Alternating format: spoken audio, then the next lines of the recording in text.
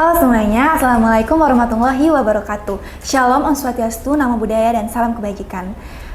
Selamat datang di episode ketiga Teks Podcast bersama TCC FEB Untan. Perkenalkan, saya Vivi dari Litbang Tech Center Community Fakultas Ekonomi dan Bisnis Universitas Tanjung Pura. Nah, pada kesempatan kali ini, kami dari TCC FEB Untan bekerja sama dengan Kanwil Pajak Kalbar dalam salah satu program mereka, yaitu Cakap Cakep Pajak Kalbar. Nah, kali ini kita ditemani nih sama narasumber kita dari Kanwil Pajak Kalbar, yakni Bang Max. Nah, beliau ini yang akan menemani kita dalam podcast kali ini dan tentunya akan membantu kita untuk menambah wawasan kita terkait perpajakan, khususnya terkait topik yang akan kita bahas pada hari ini. Nah, teman-teman di rumah pasti penasaran banget nih mengenai topik apa sih yang akan kita bahas pada hari ini. Jadi, pada hari ini kita akan membahas terkait tahapan pembuatan NPWP.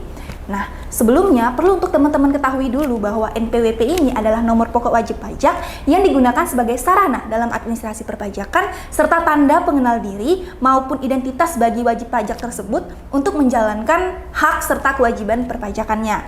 Nah, namun dalam praktiknya seringkali masyarakat ini masih bingung terkait bagaimana sih alur, tahapan, proses maupun persyaratan-persyaratan yang diperlukan dalam pembuatan NPWP ini.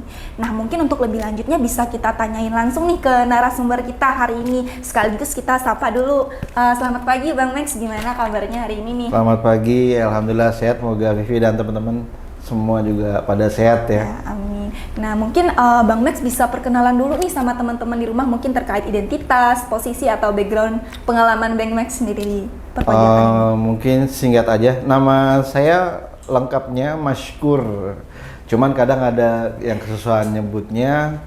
Jadi ada yang manggil Mas Sikur, ada yang manggil Mas Kiur, jadi ada yang juga manggil Max. Jadi terserah. Tapi biasa kalau teman-teman pada manggil Bang Max atau Max, kalau atasan manggilnya Max. Kalau riwayat kerja sebelumnya pernah di Samarinda, lalu pernah di Mempawah, kemudian pernah di Ketapang, dan saat ini di Kanwil DJP Kalbar atau Kanwil Pajak Kalbar. Kalau riwayat pekerjaan pernah ya dari bawah lah ya, dari pelaksana dulu sempat jadi operator konsul, kemudian sempat promosi ke AR, account representatif, dan saat ini diberi amanah menjadi fungsional penyuluh pajak. Iya, Ya, oke. mungkin itu aja. Iya, sangat luar biasa ya teman-teman pengalaman dan dari narasumber kita hari ini. Jadi nggak salah nih kita ngundang narasumber kita hari ini buat nemenin kita hari ini. Nah, jadi mungkin teman-teman juga udah pada penasaran nih, udah perkenalan juga. Mungkin kita bisa langsung lanjut ke segmen pertanyaannya, Bang. Boleh. Jadi Ya. seperti yang saya katakan tadi, ternyata masih banyak banget nih masyarakat yang bingung gitu. Gimana sih alur proses dari pembuatan NPWP ini? Persyaratan-persyaratan apa aja yang diperlukan gitu. Jadi mungkin untuk lebih terstrukturnya nanti bakal ada beberapa list pertanyaan yang bakal saya ajukan ke Bang Max. Jadi gimana, udah siap untuk menjawab pertanyaan? Ready, siap-siap. Oke. Nah, mungkin untuk yang pertama nih, Bang Max bisa jelasin dulu mengenai NPWP itu lebih lanjut dan kenapa sih NPWP ini penting untuk dimiliki gitu? Ya, yang pertama mungkin untuk yang belum tahu kepanjangannya, misalnya ada yang belum tahu ya, NPWP itu kepanjangan dari nomor pokok wajib pajak. Tadi udah dijelasin sama Vivi sebetulnya tuh di pembukaan. Jadi sebagai identitas atau sarana administrasi. Ibaratnya kalau kita penduduk seperti KTP lah, tapi di sini tanda pengenal yang digunakan wajib pajak untuk bisa melaksanakan pemenuhan kewajiban perpajakannya. Terus kalau pertanyaannya mengapa penting dimiliki, ya itu tadi terkait dengan definisinya. Karena untuk bisa melaksanakan atau memenuhi kewajiban perpajakan, itu teman-teman harus memiliki identitas pengenal perpajakan yang dalam hal ini berupa NPWP. Oke, jadi NPWP itu untuk sarana bagi identitas bagi wajib pajak sih, seperti betul, itu ya, Bang? Iya. Oke. Mungkin untuk sedikit tambahan, kalau sebelumnya kan sampai dengan saat ini sih masih berlaku NPWP dengan format yang lama, yakni 15 digit. Iya. Kalau sudah punya NPWP mesti udah paham. Jadi kalau NPWP sampai dengan saat ini masih menggunakan format yang 15 digit, nomornya sekian hingga 15 digit. Tetapi per Juli tahun kemarin itu sudah menggunakan format yang baru, menggunakan NIK atau nomor KTP kita. Jadi berubah menjadi 16 digit. dengan masa berlaku hingga akhir tahun ini sebenarnya, hingga 31 Desember. Cuman ada perpanjangan, jadi ada info baru terakhir, peraturan terbaru bahwa diperpanjang hingga Juni tahun depan. Oke. Tapi intinya ke depannya untuk NPWP itu akan menggunakan NIK, nomor induk 16 kependudukan digit atau tadi ya? nomor KTP kita, ya jadi 16 digit. Oke. Nah, mungkin untuk selanjutnya siapa aja sih yang perlu punya NPWP ini dan dari kapan sih kita itu perlu punya NPWP ini atau membuat NPWP ini, Bang? Ya, kalau untuk NPWP itu siapa aja yang harus memiliki? Untuk secara holistiknya paling pertama adalah seluruh warga negara Indonesia, baik itu perorangan atau orang pribadi kami nyebutnya, maupun badan yang berentitas hukum. Namun ada syarat tambahan berikutnya, yaitu sudah memenuhi syarat subjektif dan objektif untuk ditetapkan sebagai wajib pajak, khususnya untuk perorangan, di mana kalau syarat subjektifnya bagi subjek pajak dalam negeri, kalau dia warga negara Indonesia, maka dia harus sudah berusia 18 tahun, 17 atau 18 tahun ya. 18 tahun ya, pokoknya usia KTP itu usia berapa? 17 tahun ya. 17. Berarti 17. Kemudian kalau atau dia sudah bertempat tinggal di Indonesia lebih dari 183 hari dalam 12 bulan. Nah, kemudian kalau syarat objektifnya tentunya yang bersangkutan sudah memiliki penghasilan di atas batas penghasilan tidak kena pajak atau nyebutnya PTKP. Jadi kalau misalnya seorang wajib pajak ini sudah berusia 17 tahun tapi dia belum memiliki penghasilan, berarti belum bisa punya NPWP? Atau Bisa. Bisa. Ya, bisa punya NPWP tapi tidak wajib. Ya, tidak wajib. Membayar pajak Tapi ya? dia atas pilihan, biasanya mungkin untuk keperluan pendaftaran tertentu atau mungkin untuk melamar pekerjaan. Kan kita namanya melamar kerja belum kerja kan, Iya. tapi kadang diminta satu syaratnya udah punya NPWP. Begitu. Nah, jadi bisa mendaftarkan diri untuk memiliki NPWP.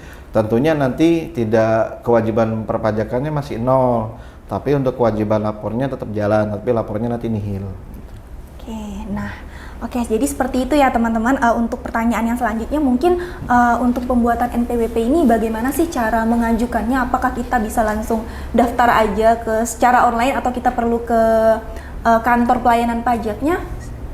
Ya, kalau untuk saluran pendaftarannya sendiri sekarang sudah banyak ya, bisa secara online, bisa langsung datang ke KPP ya. Tapi kalau untuk orang pribadi, maksud saya untuk orang pribadi maupun badan, untuk pendaftarannya bisa secara online-nya bisa melalui laman atau situs atau web pajak.go.id, www.pajak.go.id, tapi untuk gampangnya diingatnya biar lebih mudah, pajak.go.id. Nah, kalau untuk orang pribadi tentunya syaratnya tadi nomor identitas dia, kartu tanda penduduknya. Atau kalau bagi subjek pajak luar negeri atau warga negara asing, kitasnya dan pasportnya. Oke. Kalau untuk badan, wajib pajak badan, tentunya akta pendiriannya atau surat keterangan tentang lembaganya gitu. Jadi itu ya dokumen-dokumen atau informasi-informasi yang diperlukan. Ya, untuk nah kalau membuat NPWP. pendaftarnya kan tadi kan tanyanya lewat mana aja. Kalau online bisa lewat pajak.go.id. Kemudian kalau untuk orang pribadi dia bisa melalui bank persepsi yang sudah bekerja sama dengan DJP. Jadi misalnya ini orang mau keperluannya bisa untuk mengajukan pinjaman ke bank, tapi belum punya NPWP. Untuk bank-bank yang sudah bekerja sama dengan DJP, dia bisa langsung menyediakan layanan pembuatan NPWP di tempat. Kemudian untuk badan, kalau untuk badan tuh lembaga yang berentitas hukum ya, PT, CV, yayasan dan sebagainya, dia juga bisa mendaftar melalui notaris yang sudah ditunjuk oleh DJP atau Direktorat Jenderal Pajak.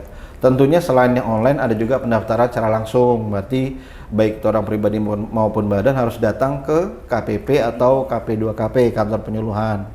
Nah, nanti syarat-syarat yang dibawa sama. Kalau untuk orang pribadi berarti bawa tanda pengenal, kemudian kalau untuk badan atau yayasan dia harus menyiapkan tanda pengenal pengurus, direktur dan pengurusnya, kemudian NPWP kartu NPWP pengurusnya, kemudian juga akta pendirian perusahaan atau surat keterangan yayasan atau lembaganya. Oke, jadi intinya untuk pembuatan NPWP ini bisa dilakukan secara online dan offline, jadi langsung datang ke kantor pelayanan ya Pak ya.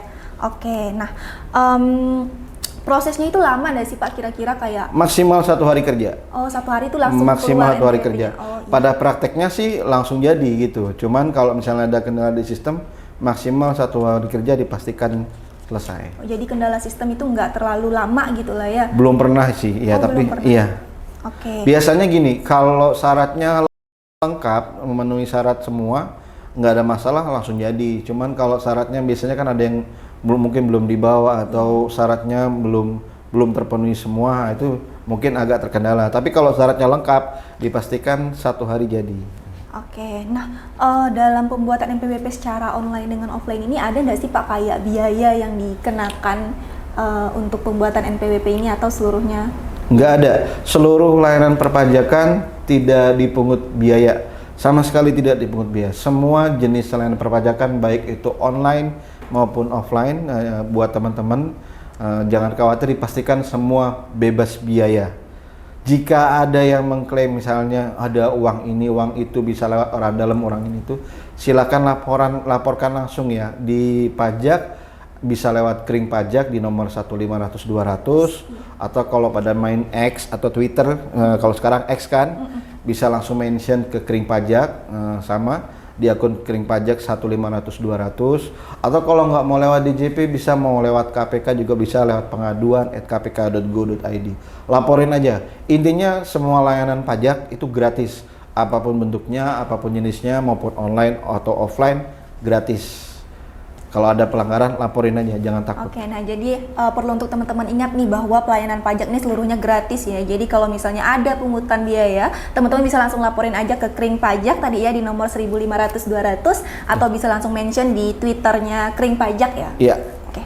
Nah, tadi kan seperti yang udah Abang jelasin juga bahwa ada wajib pajak orang pribadi sama wajib pajak badan ya. Betul. Nah, dalam pembuatan NPWP ini selain dari dokumen-dokumen tadi kan yang beda tuh, kalau badan tuh dia perlu kayak akte pendirian. Kalau dari subjek pajak orang pribadi dia perlu kayak KTP tadi, atau dari luar negeri dia perlu kitas ya tadi ya Pak? Paspor dan kitasnya paspor ya. dan kitas. Nah, selain itu ada nggak sih yang membedakan gitu pembuatan NPWP dari subjek pajak orang pribadi sama badan?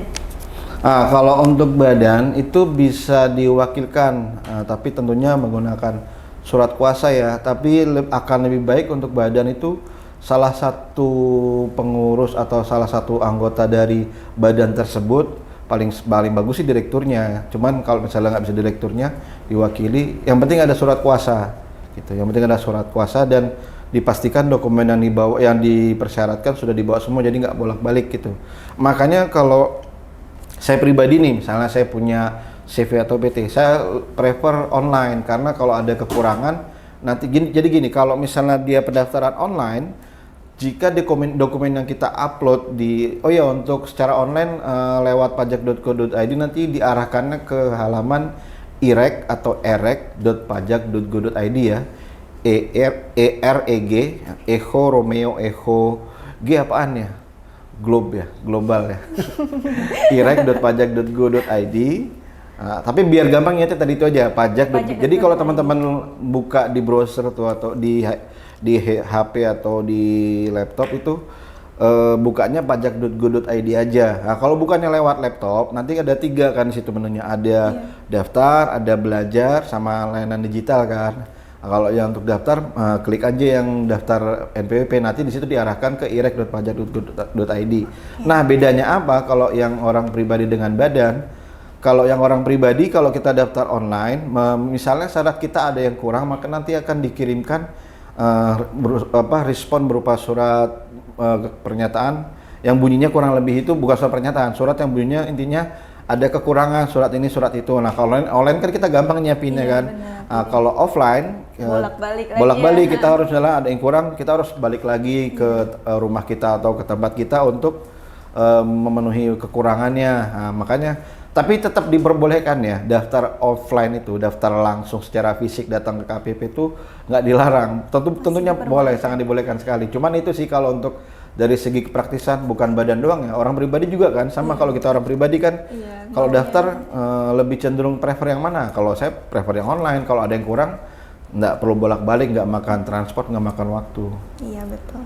Oke, jadi itu aja ya bedanya ya? Iya, Untuk hampir wajib sama pajak kurang orang lebih pribadi ya. dan pajak. Oke, nah kalau misalnya nih Pak, tadi kan banyak banget nih data di dalam NPWP tuh terkait data kependudukan, alamat dan lain-lain tuh kan. Nah kalau misalnya ada nih perubahan data terkait mungkin alamat atau mungkin pekerjaan dan lain-lain, itu kita perlu melakukan pembaharuan nggak sih Pak dari NPWP kita ini? Atau nggak apa-apa aja gitu? Tentunya kalau ada perubahan segera diupdate ya. Gampangnya kalau kita punya medsos ya, misalnya ada perubahan status ya segera diupdate lah biar enak gitu kan. Nah ini kalau NPWP kita kan tadi waktu daftar online kan lewat irek.pajak.go.id ya. Kalau yang daftarnya online kan asumsinya dia masih ingat loginnya ke irek.pajak.go.id.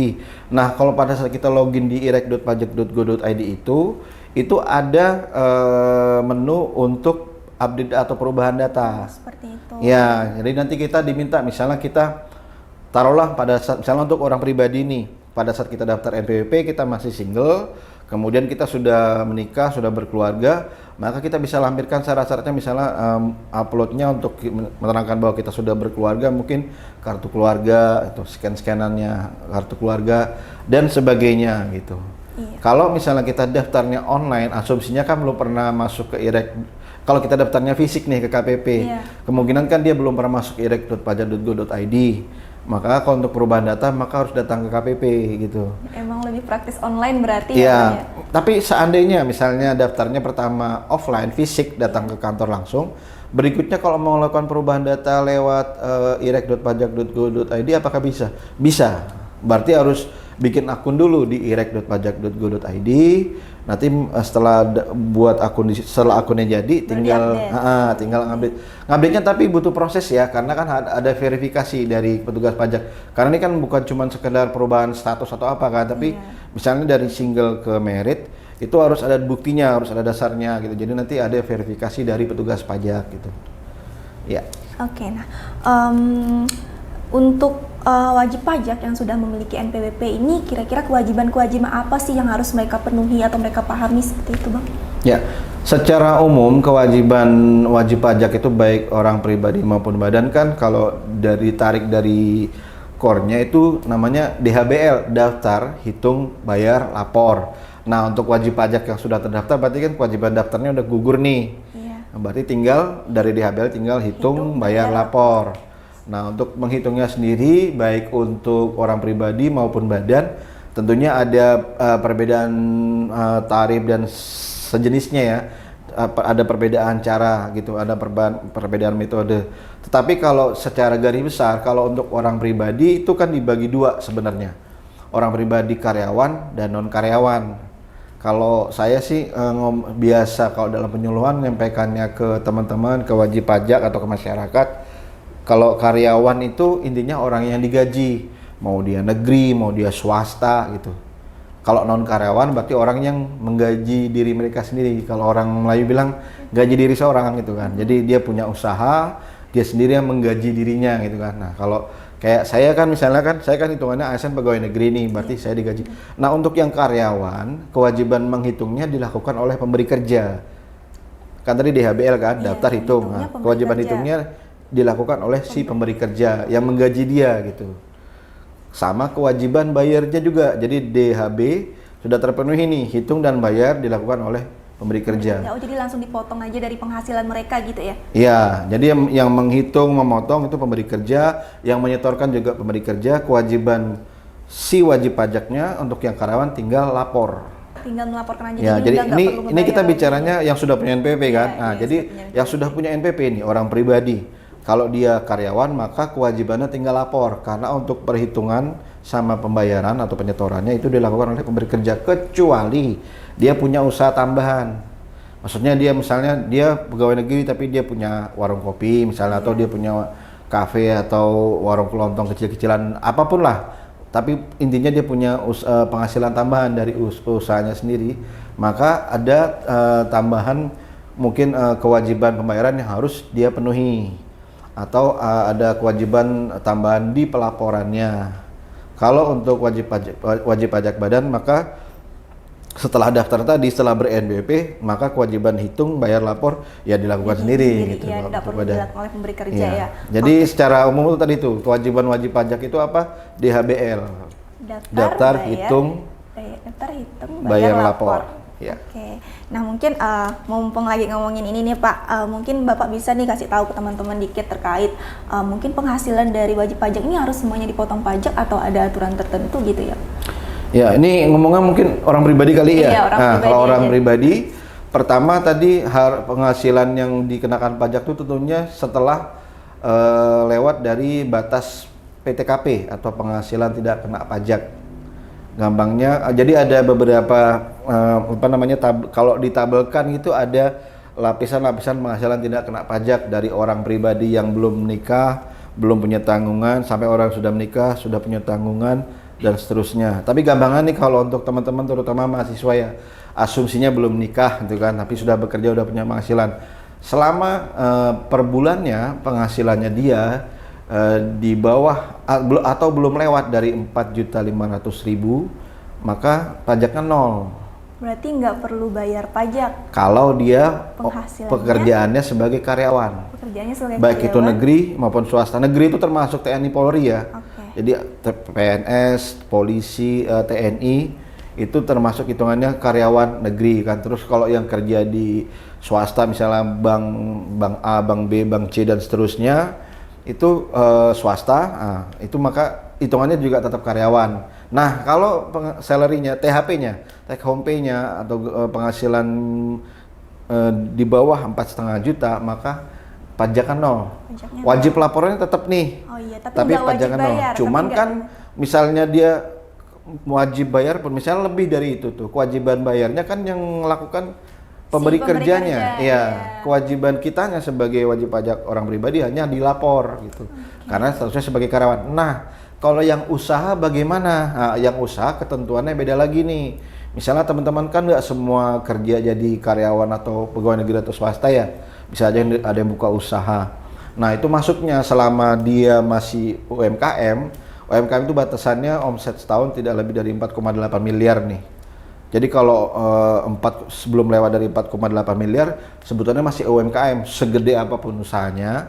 Tapi kalau omsetnya, ya mungkin kalau ada teman-teman masih yang bertanya kan, batasannya kalau yang disebut UMKM, pengusaha kecil, pengusaha besar itu seperti apa sih? UMKM itu hitungannya 4,8. Jadi kalau masih belum lewat dari 4,8 miliar ya hitungannya masih usaha kecil. Itu setahunnya 4,8 setahun. UMKM. Nah, untuk UMKM kalau teman-teman misalnya setelah lulus kuliah atau sambil kuliah sambil buka usaha, misalnya kafe lah, kalau anak muda bikin kafe gitu kan ya. Omsetnya dalam setahun belum lewat dari 500 juta itu pajaknya 0. Jadi itu salah satu insentif untuk pemerintah. Mungkin teman-teman kan ada yang agak kritis gitu kan, semua kok dipajakin, semua dipajakin. Iya, tapi ada ketentuannya. Jadi sebetulnya dibilang iya, dibilang enggak gitu loh. Karena contoh untuk UMKM, bagi UMKM itu pertama untuk tarifnya dulu. Tarif UMKM itu paling rendah, hanya 0,5% dari omset.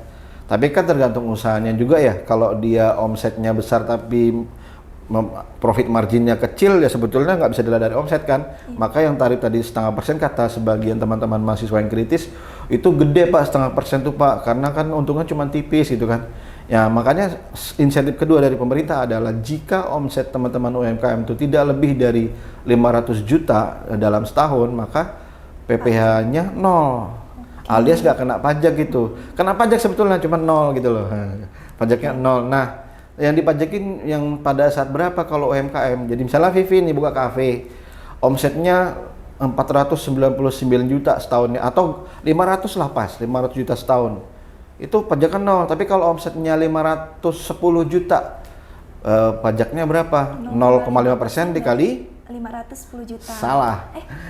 Dikali 10 juta. Oh, dikali yang lebih dari kelebihannya, iya. Jadi itu. untuk 500 jutanya tidak dikenakan pajak. Oh, hanya 10 jutanya. Kalau 0,5% dari 500 juta itu banyak loh. Iya. Nah, iya. Jadi itu buat teman-teman mahasiswa juga, buat terutama Vivi dan kawan-kawan untuk pengetahuan tambahan juga. Kalau saya nih, kalau kami buka usaha macam mana? Nah, macam itulah. Jadi kalau omsetnya nggak nyampe 500 juta tuh pajaknya masih nol. Kalau lebih, kelebihannya itu yang dipajakin. Oke, jadi sama kayak orang pribadi tuh ya Bang, yang kayak misalnya penghasilannya tuh 60 juta tapi PTKP-nya 54 juta, berarti yang dikenakan pajak 6 juta. Enggak, kalau yang untuk orang pribadi, tarifnya tetap dihitung dari itunya. Tetap dihitung dari penghasilannya. Iya, kalau untuk MKM ini kan case-nya beda. Karena kalau untuk karyawan, kenapa kok beda? Kalau karyawan tuh baik negeri maupun swasta, pajaknya tuh pada dasarnya ditanggung oleh pemberi kerja. Iya. Okay. Kalau UMKM, kalau yang wajib pajak non karyawan alias Dia kan usahawan, dia bayar seorang, ya kan? Iya. Iya. Berarti langsung dari kelebihan dari 500 juta tadi. Sebetulnya di setiap contoh misalnya kalau kayak kami sebagai pegawai negeri itu kan ada tunjangan PPh juga. Jadi sebetulnya sudah nggak usah terlalu mempermasalahkan kayak tadi misalnya kalau UMKM kok dihitungnya dari kelebihannya, kalau karyawan kok langsung dihitung dari itunya. Karena sebetulnya pajaknya juga udah ditanggung sama pemberi kerja gitu. Bedanya di situ. Jadi buat teman-teman khususnya yang mau buka usaha ya, jangan takut dengan masalah pajak. Mau daftar NPWP untuk misalnya Vivi mau buka kafe tapi nggak ada modal, mau ajukan pinjaman di bank, butuh NPWP kan? Nanti kalau punya NPWP pajaknya gede-gede, enggak. Buka aja, bikin aja NPWP untuk ngajukan pinjaman ke bank. Nanti buka usahanya jalan sepanjang omsetnya nggak lebih dari 500 juta, nggak ada pajak yang dibayar. Ya, kalau lebih pun alhamdulillah kan, puji Tuhan kan. Nyampe 500 juta setahun itu kan berarti gede kan omsetnya per bulannya. Tapi yang dipajakin hanya kelebihannya dari 500 juta tadi. Betul sekali. Oke, dah mungkin itu aja. Selain itu. Jadi pengen buka usaha ya? Nah, iya banget nih. Waduh. Terus selanjutnya NPWP tadi kan kita udah bahas nih Bang mengenai bagaimana pembuatan NPWP dan lain-lain, dan kita tahu kalau NPWP ini untuk sarana dalam administrasi perpajakan gitu ya. Nah, mungkin untuk fungsi NPWP selain dalam perpajakan ini apa aja sih? Ini klise tapi udah disebutin sebetulnya tadi teman-teman. Iya, yang terkait pendaftaran dan lain-lain itu. Iya, jadi ya kalau di luar administrasi perpajakan ya, misalnya tadi kayak tadi Vivi atau teman-teman membuka usaha, mau ngajukan pinjaman ke bank tuh biasanya diminta NPWP. Salah satunya itu. Klise tapi memang itu. Terus kedua misalnya kalau mau bikin badan hukum, jadi untuk mendaftarkan diri di notaris gitu kan, mau bikin mungkin kalau di awal CV, kemudian baru nanti naik ke PT, atau kok sekarang kan ada PT perorangan, udah pernah dengar teman-teman? Jadi kalau sekarang PT itu bisa satu orang. Jadi misalnya Vivi ini mau bikin PT perorangan bisa, misalnya PT Vivi Sejahtera Abadi Jaya selamanya. Ya, itu bisa. Kalau dulu kalau bikin PT kan harus ada beberapa orang, ya. Kalau sekarang bikin PT udah bisa cukup sendiri, namanya PT perorangan. Nah itu butuh NPWP. Nah kurang lebihnya dua itulah biasanya untuk kepentingan untuk kepentingan administrasi perusahaan atau badan yang kita kelola, entah itu CVPT dan termasuk yayasan dan lembaga lainnya, dan kemudian untuk kepentingan perbankan. Umumnya kedua hal tersebut. Oke, jadi NPWP ini tidak hanya digunakan untuk kepentingan perpajakan aja ya teman-teman. Oke teman-teman, mungkin sekian saja yang dapat kami sampaikan untuk sesi podcast kali ini. Mungkin ada sedikit tambahan dari Bang Max buat teman-teman nih. Baik, mungkin cuma dua hal. Pertama, untuk pemadanan NIK NPWP, teman-teman yang belum melakukan, segera lakukan pemadanan di pajak.go.id. Untuk sedikit tambahan info, batas waktunya diperpanjang hingga Juni tahun depan. Tadinya sampai akhir Desember ini nih, tapi diberi kelonggaran sampai Juni 2024. Tapi yang jelas bagi yang sudah melakukan pemadanan, maka untuk NPWP-nya yang menggunakan NIK atau nomor KTP sudah bisa dipergunakan gitu. Kemudian yang kedua, untuk kan lagi masa SPT tahunan nih, terutama untuk teman-teman bisa juga mahasiswa yang sudah memiliki usaha, sudah ber-NPWP, dan kepada masyarakat di luar yang sudah ber-NPWP, baik itu karyawan maupun non-karyawan, maka untuk sekedar mengingatkan bahwa batas waktu pelaporan SPT tahunan untuk orang pribadi itu 31 Maret, kalau untuk badan 30 April. Jangan mepet-mepet ya gitu, jangan, kan biasa orang Indonesia suka mepet-mepet tuh di akhir waktu gitu. Dari 1 Januari sudah bisa lapor. Ya. Oke.